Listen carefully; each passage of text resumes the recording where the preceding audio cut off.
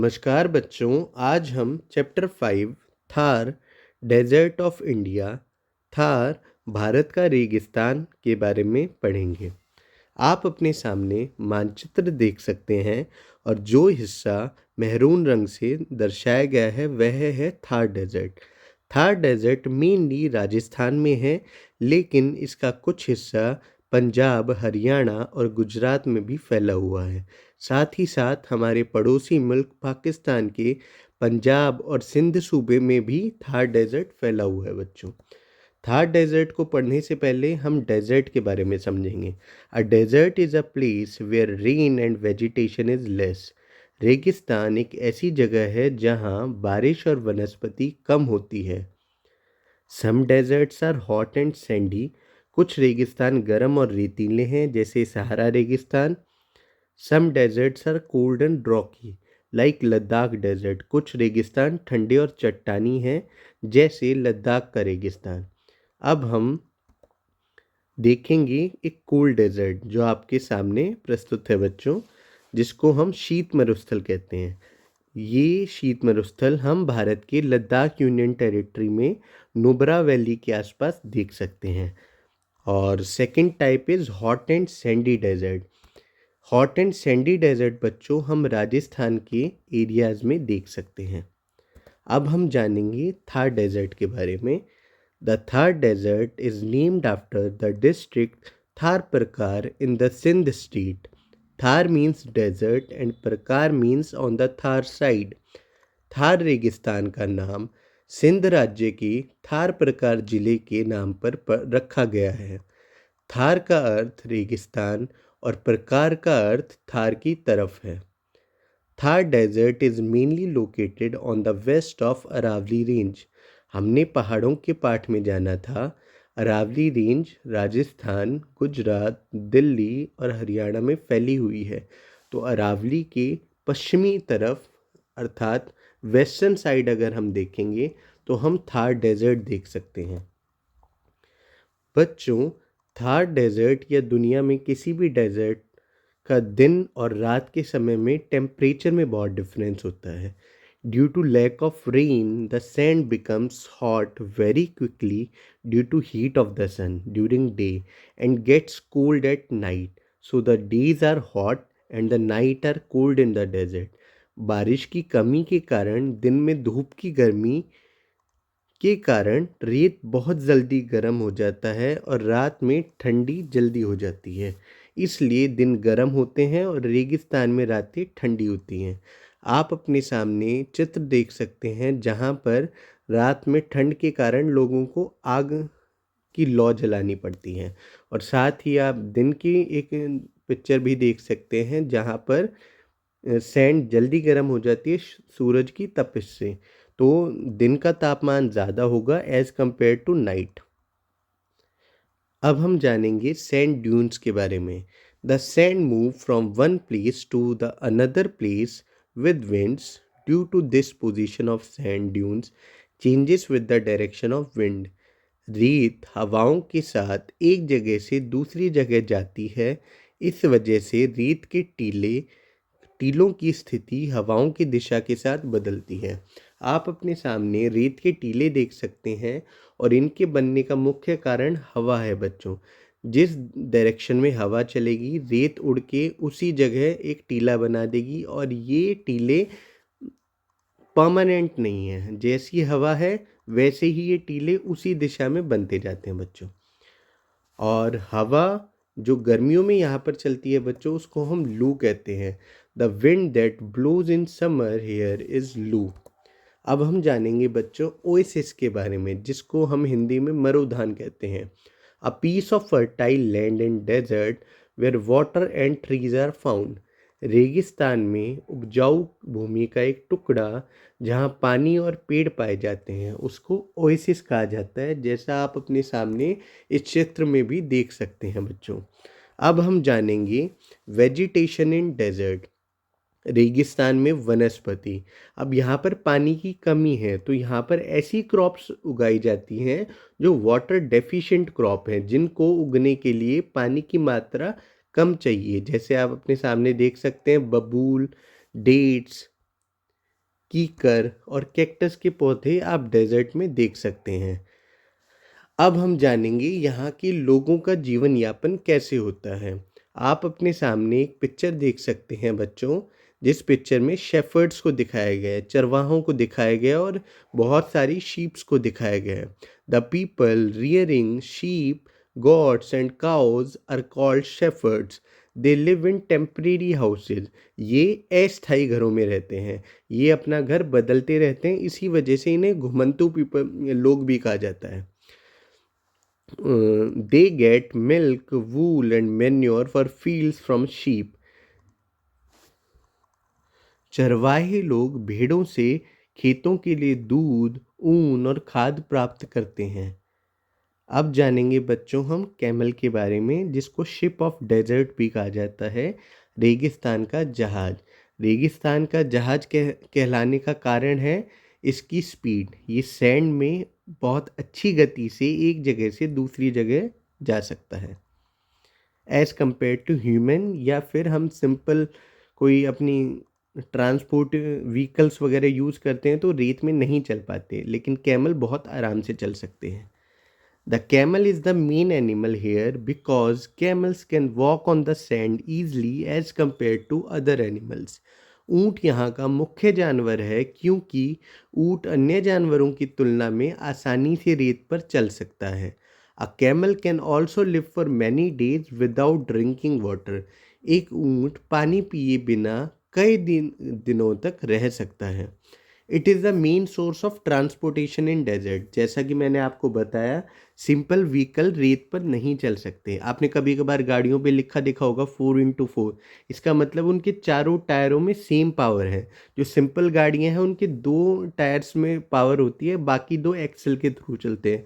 But camel बहुत easily रेत पर चल सकता है। ये व्हीकल से एक एग्जाम्पल दिखाने के लिए मैंने आपको बताया। तो यहाँ पर सोर्स ऑफ ट्रांसपोर्टेशन में कैमल को बहुत अच्छे से यूज़ किया जाता है। It is use for ploughing and pulling the carts too. इसका उपयोग गाड़ियों को खींचने और जुताई के लिए किया जाता है। The colourful blanket which is also known as pattu are made from camel wool. जो कि आप अपने सामने देख सकते हैं, जो रंग बिरंगे कंबल ऊँट की पीठ पर है उनको पट्टू कहा जाता है, जो ऊँट की ऊन से बनाए जाते हैं। जैसा कि हमने पिछली स्लाइड में देखा था, यहाँ पर कैमल का एक कुबड़ है, एक हम्प है। अब हम कुछ ऐसे कैमल्स को देखेंगे जिनके 2 कुबड़ होते हैं बच्चों, और ये मोस्टली ठंडे रेगिस्तान में पाए जाते हैं। जैसा कि मैंने आपको शुरुआत में बताया था, भारत में नुब्रा वैली में हम ऐसे ऊँटों को देख सकते हैं बच्चों। अब हम जानेंगे कैमल के कुछ स्पोर्ट्स के बारे में। जैसा कि आपको सामने दिखाया गया है, कैमल रेस, ऊँटों की एक रेस करवाई जाती है। जो ऊँट सबसे पहले प्रथम आएगा, सबसे पहले दौड़ की पट्टिका को पूरा कर लेगा, उसे उपहार से नवाजा जाता है बच्चों। तो this is a type of sport for camels also. अब हम जानेंगे यहाँ पर रहने वाली कुछ ट्राइब्स के बारे में। जैसा कि हमने पिछली वीडियो में अरुणाचल प्रदेश की मोनपा ट्राइब और आदिवांचू ट्राइब में देखा था, तो ये आप अपने सामने कलबेलिया डांस देख सकते हैं। और एक भटकने वाली जनजातियों को कबीला कहा जाता है यहाँ पर। तो इस जनजाति के लोग ज़्यादातर स्नेक चार्मिंग करते हैं, और जो वुमेन हैं, जो लेडीज़ हैं, वो ब्लैक घाघरा और कुर्ती पहनती हैं, जिसका एग्जाम्पल आपकी स्क्रीन पर है बच्चों। अब हम जानेंगे डेजर्ट की मेन क्रॉप्स के बारे में, which is bajra millet is mainly used in Rajasthan for food. Reason simple है, पानी यहाँ पर बहुत कम है, तो ऐसी क्रॉप्स उगाई जाती है जो वाटर डेफिशिएंट है, जिनको उगाने के लिए पानी की मात्रा कम चाहिए बच्चों। तो राजस्थान में भोजन के लिए बाजरा मुख्य रूप से प्रयोग किया जाता है। साथ ही साथ जो थार डेजर्ट में जो फार्मिंग होती है वो रेनी सीजन में ही हो सकती है, क्योंकि यहाँ के लोग रेनी सीजन पर ही अपने एग्रीकल्चर को आश्रित कर सकते हैं। और ये फसल उगाते हैं बाजरा की, ज्वार की, मक्का की, मूंगफली की, तिल की या फिर दालों की। इनको खरीफ क्रॉप कहा जाता है। खरीफ क्रॉप कौन सी क्रॉप होती हैं? जिनको जून और जुलाई के महीने में उगाया जाता है, बोया जाता है, और हार्वेस्ट जो कटाई होती है वो सितंबर और अक्टूबर के महीने में होती है। इनको खरीफ क्रॉप्स कहा जाता है बच्चों। अब जो यहाँ की मेन प्रॉब्लम है वो है पानी। पानी को कैसे लाया जाए? पानी बहुत इम्पोर्टेंट रिसोर्सेज के रूप में है यहाँ पर, जिसको लाने के लिए बहुत मशक्क़त करनी पड़ती है बच्चों। There are wells over here for water and in these wells the water is found at a great depth. पानी के लिए यहाँ पर कुएं हैं, लेकिन जो कुएं में पानी की गहराई है वो बहुत ज़्यादा है, क्योंकि ऊपर की भूमि सूखी हुई है। तो as compare to normal places यहाँ पर ज़्यादा डेप्थ में कुएं बनाने पड़ते हैं। The main problem is that the water is salty. कहीं कहीं ये प्रॉब्लम है कि पानी नमकीन निकल जाता है जो पीने योग्य नहीं है, क्योंकि इंसान मीठा पानी पी सकता है। Women have to work very hard to bring drinking water. पीने के पानी को लाने के लिए महिलाओं को काफ़ी मशक्क़त करनी पड़ती है। लेकिन साइंस और ट्रेडिशनल नॉलेज कहाँ काम आती है, ये आप इस स्लाइड में देख सकते हैं। The people in desert use every drop of water. रेगिस्तान में लोग पानी की एक एक बूंद का उपयोग करते हैं। They do not waste the water received from rain. वे बारिश से प्राप्त पानी को बर्बाद नहीं करते हैं। They store the rain water in the underground cemented tank. जो ये टैंक आपके सामने बना हुआ है बच्चों, वे बारिश के पानी को ज़मीन के नीचे सीमेंटेड टैंकों में संग्रहित करते हैं, स्टोर करते हैं। They spend this water carefully throughout the year. वे इस पानी को पूरे वर्ष सावधानी से खर्च करते हैं। अब हम जानेंगे राजस्थान दो हिस्सों में ट्रेडिशनली डिवाइडेड है। राजस्थान पारंपरिक रूप से दो भागों में विभाजित है। एक हिस्सा है पालार, जहाँ पर बारिश का पानी प्रॉपरली मिल जाता है लोगों को, और एक हिस्सा है वेकर, जहाँ पर ग्राउंड वाटर लोगों को आसानी से मिल सकता है। इसी वजह से इन दोनों एरियाज़ में क्रॉप्स, जो फसल हैं, उनका डिफरेंस हम आराम से देख सकते हैं। अब हम पढ़ेंगे बच्चों राजस्थान की लाइफ लाइन के बारे में, which is Indira Gandhi canal.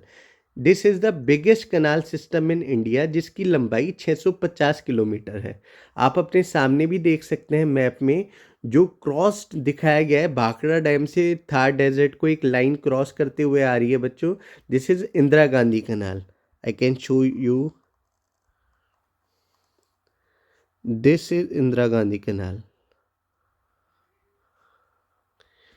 ये स्टार्ट बच्चों हरीके डैम से होती है और लास्ट में जैसलमेर डिस्ट्रिक्ट में आके इसका एंड हो जाता है। ये भारत की सबसे लंबी कनाल सिस्टम है, जो रेगिस्तान में लोगों को एक पानी का सोर्स प्रोवाइड कर देती है और उनके एग्रीकल्चर और जीवन यापन को सरल बना देती है बच्चों। अब आपके सामने हरीके डैम की पिक्चर है, जहाँ से इंदिरा गांधी कनाल ओरिजिनेट होती है, और जैसलमेर डिस्ट्रिक्ट जहाँ एंड होती है उसके बारे में हम जान चुके हैं बच्चों।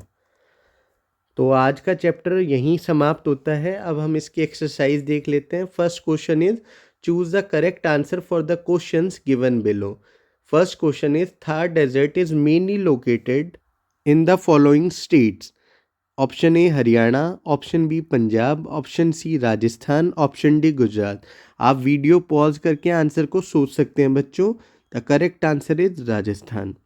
Second question is the main animal of Thar desert is. Option A ox, option B camel, option C elephant, option D deer. हमने पढ़ा था कैमल के बारे में, ship of the desert. The Rajasthan canal originates from, पिछली स्लाइड में हमने देखा ये स्टार्ट कहाँ से होती है। Option A Haryana, option B Punjab, option C Gujarat, option D Uttar Pradesh. So the correct answer is Punjab. अब हम क्वेश्चन सेकंड देखते हैं बच्चों, fill in the blanks. The Thar desert in Rajasthan is situated in the dash of Aravalli mountain.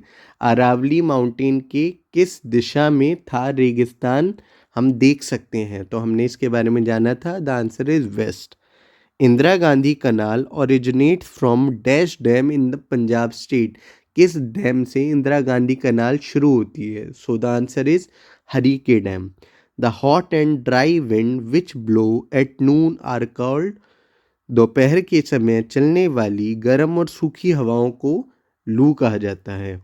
Dash chapati has main place in Rajasthan food. Dash chapati का राजस्थान की खाने में मुख्य स्थान है। So the answer is bajra. Next question is match the following. Option A में दे रखे हैं ship of the desert, vegetation in desert, Rajasthan canal, mountain range present in Rajasthan. So ship of the desert is camel. Vegetation in desert is cactus, kikar and babool. Rajasthan कनाल, इंदिरा गांधी कनाल। पहले इंदिरा गांधी कनाल को राजस्थान कनाल के नाम से जाना जाता था बच्चों। The mountain range present in Rajasthan is Aravalli. So the answer is given also in the PDF. अब हम जानेंगे कुछ क्वेश्चंस के बारे में। First question is what is desert.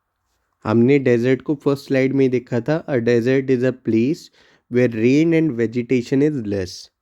Second question is write two things that make the monsoon wind special. दो चीज़ लिखे जो मानसून हवाओं को विशेष बनाती हैं। Third question is why is the camel called the ship of the desert. हमने इस वीडियो में कैमल को शिप ऑफ द डेजर्ट क्यों कहा जाता है इसके बारे में भी जाना। Write the name of the main crops cultivated in Thar desert. Thar desert में जो मुख्य फसल हैं उनके नाम बताने बच्चों। तो इन सभी क्वेश्चंस को हम इस पूरी वीडियो में डिस्कस कर चुके हैं। So thank you for watching बच्चों। और आज के चैप्टर में लेसन जो मेन क्रक्स है वो है वाटर इज़ प्रीशियस। हमें पानी को बचाना है ताकि हम अपनी फ्यूचर जनरेशन, जो आने वाली जनरेशन है, उनको भी एक अच्छा पर्यावरण देकर जा सके। So keep doing hard work बच्चों। God bless you.